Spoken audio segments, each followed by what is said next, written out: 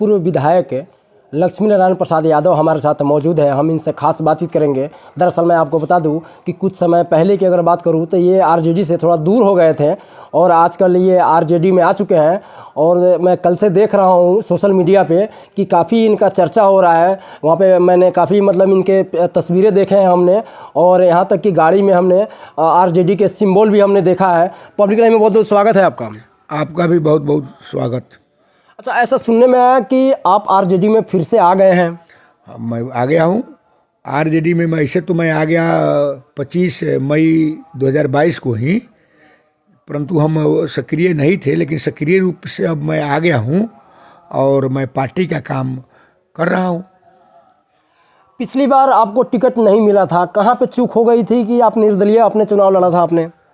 पिछली बार टिकट नहीं मिलने का जिम्मेवार पार्टी के जो शीर्ष नेतृत्व वह नहीं है। जो कुछ छोटे भैया लोग और जो एयर ड्रॉप के नेता आए थे यहाँ से एमपी का चुनाव लड़ने, वे लोग जाके साजिश के तहत मेरा शिकायत किया था और उन लोगों ने टिकट मेरा कटवाने में भरपूर सहयोग किया। खैर, और टिकट कटा भी तो न मुझे पार्टी का लोग भी कहा कि चुनाव आप नहीं लड़िए, न जिसको टिकट मिला वह कैंडिडेट भी नहीं कहा कि आप हमको मदद करिए। ऐसे परिस्थिति में हमारे लोग इकट्ठा हुए, सम्मेलन हुआ और सभी लोगों ने कहा कि आप निर्दलीय चुनाव लड़िए। मैं लड़ा। मैं किसी पार्टी के सिंबल से नहीं लड़ा, मैं अपने आप छाप पर लड़ा। जो मेरा पहचान था, मेरा सेवा था, मेरा जो संघर्ष था, उसके बदौलत मैंने चुनाव लड़ा और अच्छा प्रदर्शन हुआ। तकरीबन 17 से 18 हज़ार वोट आपको मिले थे। आपको मिला था। वह वोट व्यक्तिगत वोट है, वह किसी भी पार्टी का वोट नहीं था। और इसलिए उन लोगों ने आशीर्वाद दिया जिन लोग के साथ, जिनके लिए हम संघर्ष करते रहे आजीवन। और संघर्ष ही नहीं, बल्कि इस पार्टी को, राष्ट्रीय जनता दल को बचाने में, राष्ट्रीय जनता दल को यहाँ पहचान बनाने में जो हम लोगों ने सहयोग किया, उसका भी मजदूरी हमको मिला। 2014 लोकसभा चुनाव में देखा जा रहा था कि घर घर मोदी, हर घर मोदी, ऐसा चर्चा चल रहा था। उस समय भी आपने आरजेडी का वर्चस्व रखा, यानी सीट को आपने बचा के रखा और जीत भी हासिल की आपने। ऐसे तो मैं घोड़ासहन से 3 बार जीता। पहले का विधानसभा था मेरा घोड़ासहन, और मैं निर्दलीय जीता था 2000 में। उसके बाद भी मैं जाके राष्ट्रीय जनता दल को मदद किया था, राष्ट्रीय जनता दल में शामिल होने का काम किया था। फिर 2005 के फरवरी में चुनाव हुआ, उसमें भी जीते। 2005 के नवंबर में चुनाव हुआ, जो राष्ट्रीय जनता दल के टिकट पर, वो भी जीते। उसके बाद 10 के बाद क्षेत्र विघटित हो गया। नया परिसमन के मुताबिक पताई और चिरैया एक साथ हुआ, और उसमें 10 में जो चुनाव हुआ उसमें हम नहीं जीत पाए।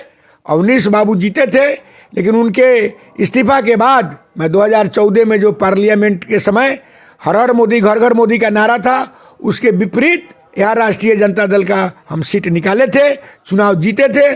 और पार्टी के सभी कार्यकर्ताओं को, जिला सहित जो लोग हम लोगों से जुड़े थे, सबका सेवा करने का हम काम किए थे।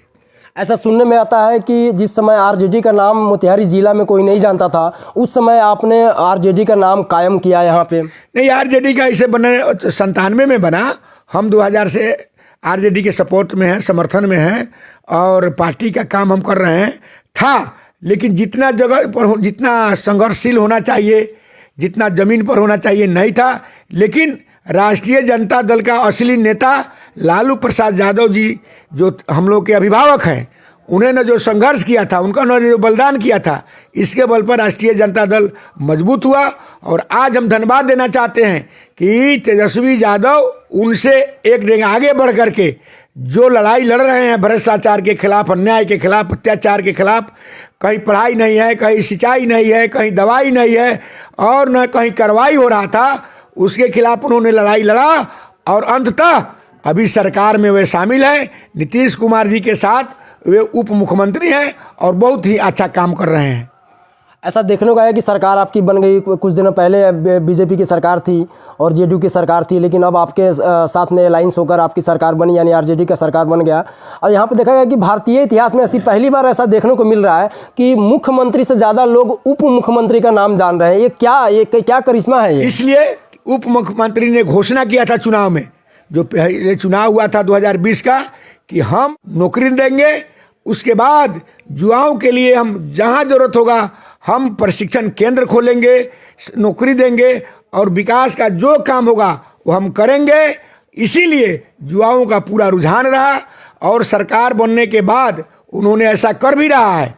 सरकार बनने के बाद जिन्होंने वह वादा किया था, उनका मैनिफेस्टो में जो लिखा था 2020 में, सबको वह बखूबी निभा रहे हैं, संघर्ष कर रहे हैं और सभी जगह उनका जो अभी लॉ एंड ऑर्डर है बहुत बखूबी से चल रहा है। बिहार वासी खुश है, इसीलिए उनको केवल बिहार में ही नहीं पूरे देश का लोग उनके तरफ निगाह बनाए हुआ है कि एक युवा नेता, और वो भी लालू प्रसाद यादव जी, जो गरीब, दोष, शोषित, पीड़ित, अल्पसंख्यक के रहनुमा रहे हैं, जो राम मनोहर लोहिया, महात्मा गांधी, चौधरी चरण सिंह, देवीलाल, कर्पूरी ठाकुर जैसे लोगों का, जगदेव बाबू जैसे लोगों का शिष्य रहे हैं, इसलिए उनको समर्थन मिल रहा है। और उनका बेटा तेजस्वी यादव है, ये उनसे आगे बढ़कर काम कर रहे हैं। कल से मैंने देखा कि आपके गाड़ी पे सिंबल लग गया आरजेडी का, इसके बारे में क्या कहना है आपका? इसलिए कहना है कि चूंकि उधर आषाढ़ था, फिर भादो हो गया और कार्यकर्ताओं में ज़्यादा मांग था कि आप झंडा क्यों नहीं मांग रहे थे, बांध रहे हैं। विरोधियों का कुछ ऐसा कहना था, झंडा नहीं बांध सकते हैं ना, पार्टी में नहीं ना है। और कल पूजा करके, महाअष्टमी व्रत था, हमने पहले भी बताया था अपने कार्यकर्ताओं को कि दशहरा में सब लोग झंडा बांधेगा। हम बांध के पूजा करके अपने देवी स्थान के नज़दीक से, और यहाँ से गोढ़िया माई स्थान, भेड़ियाही, सिमरा, परेवा, परेई, शिकारगंज, रुपहारा होते हुए, और हम पूरे अपने जो चिरैया देवी हैं उनका दर्शन किए। और आकर के हम लोग का जो परंपरागत यहाँ मेला है, दुर्गा जी का स्थान है चिरैया बेलही मंदिर, वहाँ भी जाकर हमने गोड़ लागने का काम किया, आशीर्वाद प्राप्त करने का काम किए। और इन्हीं ऊर्जा के साथ मैं पुनः पार्टी में वापस हुआ हूँ, तो ऐसा काम करूँगा जो कीते थे उससे ज़्यादा मैं संघर्ष करूँगा। अपने जनता को क्या संदेश देना चाहेंगे दशहरा के शुभ अवसर पर? मैं अपने जनता और समर्थक को, यह चिरैया सहित पूरे बिहार वासियों को, चंपारण वासियों को मैं यह संदेश देना चाहता हूँ कि वे लोग अभी जो महापर्व दशहरा का व्रत है उसमें सभी लोग मिलजुल करके और दशहरा पर्व मनावें, माता का जी का पूजा करें और सभी लोग से भाईचारा बहाल करें, कहीं पर कोई दिग्भ्रमित करने वाली बात में नहीं पड़े, और राष्ट्रीय जनता दल के बैनर के तले, झंडा के तले एक दूसरे का सहयोग करें। दशहरा पर्व असत्य पर सत्य का जीत, अन्याय पर न्याय का जीत, और आतंकवाद के प्रति जो न्याय करने वाले लोग थे उनका जीत हुआ है। यही दशहरा से हमको संदेश मिला है। अपने कार्यकर्ताओं को, पूरे चिरैया विधानसभा सहित चंपारण वासियों और बिहार वासियों को मैं महादशहरा का मैं हार्दिक शुभकामना देता हूं। राष्ट्रीय जनता दल परिवार की तरफ से हार्दिक अभिनंदन करना चाहता हूं। और मैं अपने नेता जो लालू प्रसाद